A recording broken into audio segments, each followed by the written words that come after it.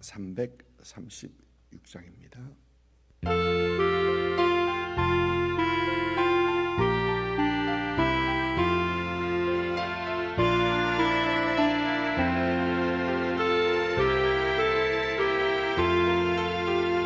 환난과 핍박 중에도 성도는 신앙 지켰네.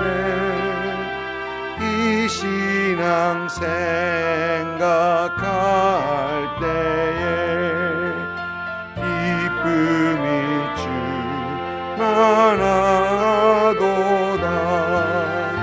성도의 신앙 따라서 죽도록 충성하겠네. 아멘. 아멘. 시편 94편입니다. 시편 94편 1절부터 23절까지.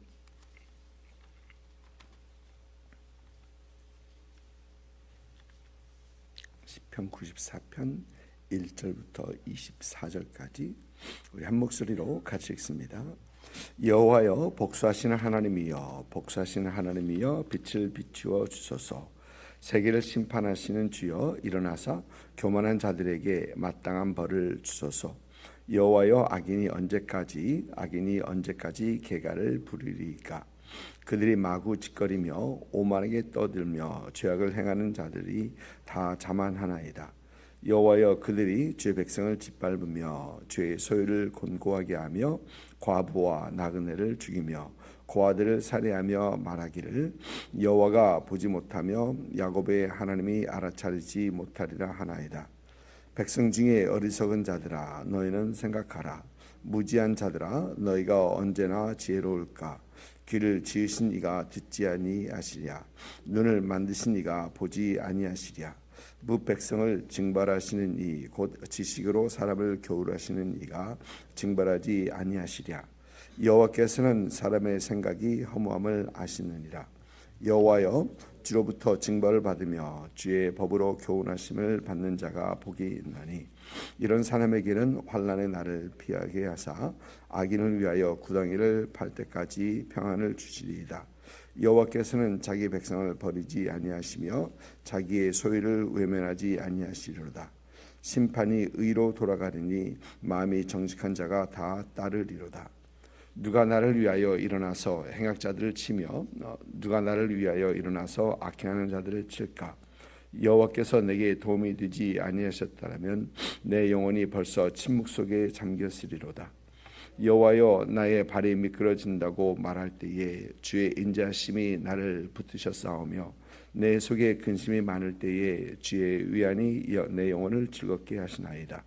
율례를 빙자하고 재난을 꾸미는 악한 재판장이 어찌 주와 어울리리이까?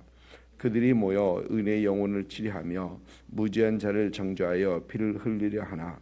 여호와는 나의 요새시요 나의 하나님은 내가 피할 반석이라. 그들의 죄악을 그들에게 돌리시며 그들의 악으로 말미암아 그들을 끊으시리니 여호와 하나님이 우리 하나님이 그들을 끊으시리로다. 아멘. 시편 94편은 보면은 저자가 알려지지 않은 그런 시입니다. 그런데 70인의 성경을 보면 이런 제목이 위에 붙어 있습니다. 한 주간의 4일째를 위한 다윗의 시, 이런 내용이 있습니다. 그러니까 70인의 성경은 그것을 다윗의 시로 여기는 것이죠. 그러나 원문에는 그런 시제가 기록되지 않고 있습니다. 오늘 말씀을 크게 나눠보면은 1절부터 7절까지는 하나님께서 악인에 대한 복수를 해달라라는 시인의 호소이고요. 또 8절부터 11절까지는 이제 악인들을 향한 하나님의 심판이 분명 있을 것이다라는 그런 시인의 확신입니다. 악인들은 하나님이 듣지 못하며 하나님이 보지 못하고 알지 못한다라고 자만을 하면서 악을 계속 행하는데, 시인은 생각해봐라. 귀를 지으시니가 왜 듣지 아니하시겠고 눈을 만드시니가 왜 보지 아니하시겠느냐라고 하면서 하나님은 분명히 보고 계시고 듣고 계시고 알고 계신다라는 얘기를 합니다. 여러분, 우리는 우리가 보고 듣고 할 수 있는 것들이, 또 그래서 알 수 있는 것들이 한계가 있죠. 그러나 하나님은 사람의 깊은 것까지 감찰하시는 하나님이다라고 우리 성경은 우리에게 얘기를 해줍니다. 예레미야 선지자는 만문보다 거짓되고 심히 부패된 것은 마음이다. 누가 이를 능히 알리요라고 예레미야 선지자는 그렇게 얘기합니다. 그러면서 이어지는 말은 나 여호와는 심장을 살피며 폐부를 살피는 하나님이다. 심히 부패한 그런 마음을 하나님께서 살피는 그런 하나님이다라고 얘기를 합니다. 이 구절을 현대인의 성경을 찾아보니까, 현대인의 성경은 나 여호와는 마음을 살피고 그 동기를, 의도와 동기를 살피는 하나님이다라고 그렇게 번역을 하고 있습니다. 악인들은 하나님께서 듣지 못하고 보지 못하고 알지 못하고 그저 어떤 우상처럼 그렇게 생각하는데, 하나님은 다 보고 계시고 다 듣고 계신다라는 것입니다. 여러분, 우리가 항상 우리 마음을 누가 보든지 안 보든지 우리가 우리 마음을 항상 살피고 지켜야 하는 것은, 우리 하나님은 우리의 마음과 생각과 의도까지도 다 감찰하시는 하나님이기 때문에 우리는 항상 우리 자신을 하나님 앞에서 살피는 그런 우리가 되어야 되겠습니다. 또 12절부터 18절까지는 의로운 자들은 하나님을 따르는 사람들이고, 하나님께서는 그들을 지키시는 것을 말을 합니다. 14절 말씀 보니까 여호와께서는 자기 백성을 버리지 아니하시며 자기 소유를 외면하지 아니하신다.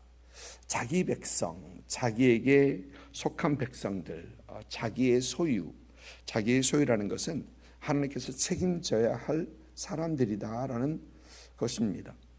여러분, 하나님께서 너는 나의 소유다라고 할 때는 하나님께서 우리를 책임져 주시겠다라는 어떤 그런 내용, 그런 말입니다. 아들을 버리지 아니하시고, 우리 성경은 하나님께서는 이들을 버리지 아니하시고 외면하지 아니하신다, 버리지 아니하시며 외면하지 아니하신다라고 합니다. 여러분, 이스라엘은 스스로가 하나님에게 선택된 선민이요 또 하나님의 백성으로 여겼었죠. 이스라엘 다른 이방인들은 그러지 않고 이제 이스라엘은 그랬다고 합니다. 그러나 베드로 사도는 베드로전서 2장에서 이런 말씀을 하죠. 여러분, 너무 잘 하시는 말씀입니다. 너희는 택한 족속이요 왕같은 제사장이요 거룩한 나라요 그의 소유된 백성이다. 하나님의 소유가 되었다라고 합니다. 예수 그리스도를 믿는 사람들, 하나님께서는 택하시고 하나님의 소유라고 합니다. 여러분, 그리고 이어지는 말씀 2장 10절에서는 베드로전서 2장 10절에서는 너희가 이전에는 백성이 아니었더니 이제는 백성이고 전에는 긍휼을 얻지 못하더니 이제는 긍휼을 얻는 자가 되었다라고 합니다. 여러분, 이렇게 우리는 하나님의 소유된 백성, 하나님께서 지키시고 하나님께서 아끼시는 그런 소유된 백성이다라는 것입니다. 그런데 12절 말씀, 오늘 그 말씀을 하기 전에 12절 말씀 보니까 여호와여 주로부터 징벌을 받으며 주의 법으로 교훈하심을 받는 자가 복이 있다라고 합니다. 여러분, 우리가 잘 아는 건 하나님께서는 사랑하는 자를 징계하시고 그가 받아들이시는 아들에게 채찍질을 하신다. 성경에서 분명히 우리에게 그렇게 가르치고 말씀하고 있습니다. 어느 목사님이 자기가 젊었을 때 아버지로부터 훈계를 받은 그 일을 말씀하시는데, 그 집안의 훈계는 뭔 잘못했으면은 정확하게 아버지께서 오늘은 몇 대 맞을래라고 하면은 한 대요. 그럼 딱 한 대만 때리시고 마신다고 하십니다. 그럴 때 맞을 숫자를 얘기하면 정확하게 그것만 맞고 그렇게 하시는 훈계인데, 그날따라 반항심에 제가 뭘 잘못했는지도 모르겠고 몇 대 맞아야 될지도 모르기 때문에 아버지께서 이쯤 됐다 하실 때까지 때리세요 그러셨대요. 그랬대요. 이쯤 됐다 하실 때까지.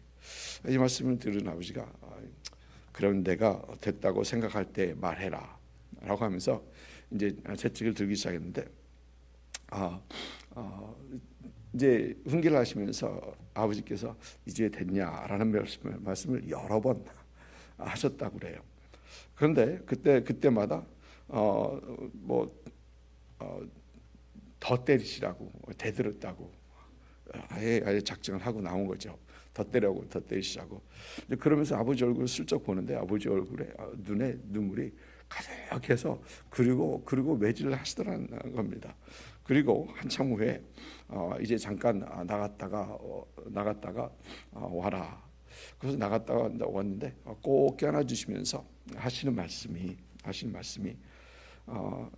내 아들이라서만 아니라 하나님이 너를 향한 계획이 너무 커서 내가 너를 포기할 수가 없구나 라고 하시면서 그 채찍을 들으셨다고 합니다. 그러면서 나중에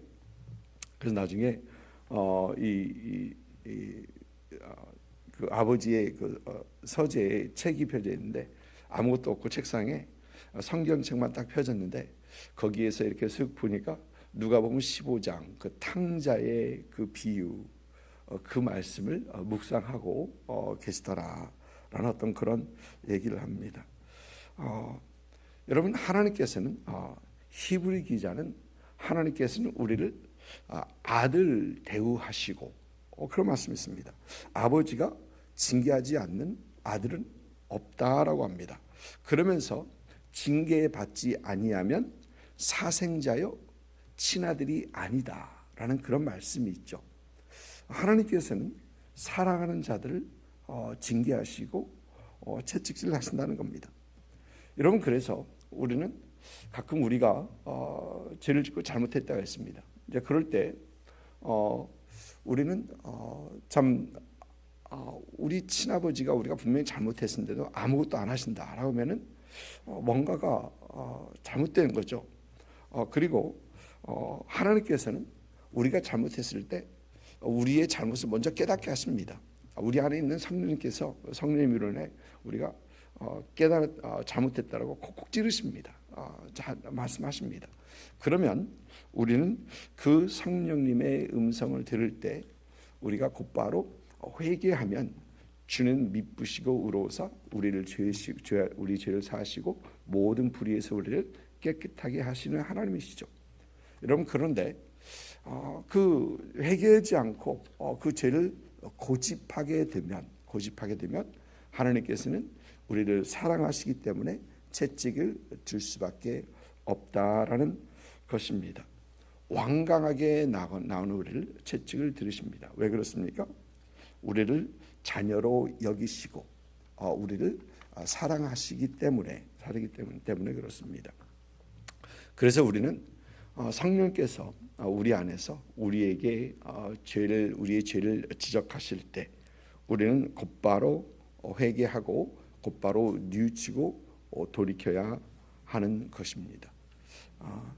그래서 성령께서 우리에게 말씀하시다는 마음을 완강하지 말라라는 그런 말씀도 우리에게 하고 계시는 것입니다. 오늘 말씀도 16절부터 19절까지는 하나님께서는 나를 분명히 지키실 것이다라는 그런 고백을 하고 있습니다. 그리고 20절부터 23절까지는 악인은 분명히 멸망할 것이다라는 것을 확고하게 말을 합니다.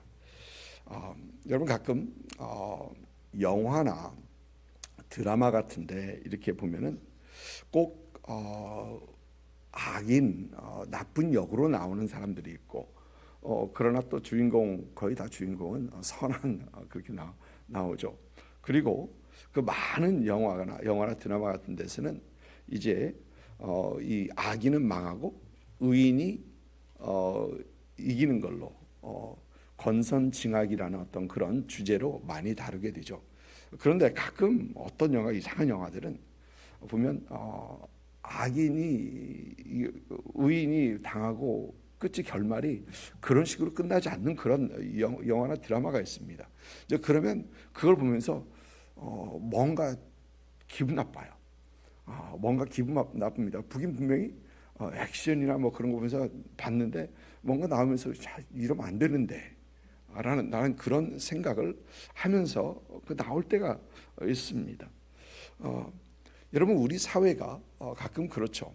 우리 사회가 뭐 항상 그렇지는 않습니다만 보면 악인이 판을 치는 것 같고 악인이 잘 되는 것 같고 그러나 선하게 살려 하는 사람들은 불의를 당하는 어떤 그러한 모습들이 가끔 보일 때가 있습니다. 그러면서 왜 세상은 이 모양이 이 꼴인가? 왜 세상은 꼭 이런가라고 하면서 실망을 하게 되고 어떤 사람들은 그것을 하나님과 연결을 시키면서 하나님은 어디 계시냐 막 그러면서 이 신앙이 막 흔들릴 때도 있는 것을 보게 됩니다. 여러분 그럴 때 우리는 꼭 기억해야 하는 것은 하나님은 선하신 하나님이시다라는 것입니다. 하나님은 분명 악을 벌하시는 하나님이시고 의인에게 상 주시는 하나님이시다라는 것을 우리는 분명히 봐야 합니다. 왜 성경에서 우리 하나님은 그렇게 말씀하고 있기 때문에 그렇습니다. 그리고 우리 자신이 항상 하나님의 편에 서서 하나님께서 원하시는 그 하나님께서 기뻐하시는 그것을 하기 위해 힘쓰고 애쓰는 그런 우리가 되어야 된다라는 것입니다. 여러분 우리가 인생을 살아가다 보면 고난을 당할 때도 있고 힘들 때도 있습니다. 그럴 때마다 우리를 사랑하시고 우리를 자녀 삼으시고 우리를 여전히 사랑하시고 돌보시는 그 하나님을 붙잡고 그 어떤 상황 속에서도 참 좌절하지 않고 낙심하지 않고 이기고 승리하시는 그런 여러분 되시기를 주님의 이름으로 축복을 드립니다. 아멘.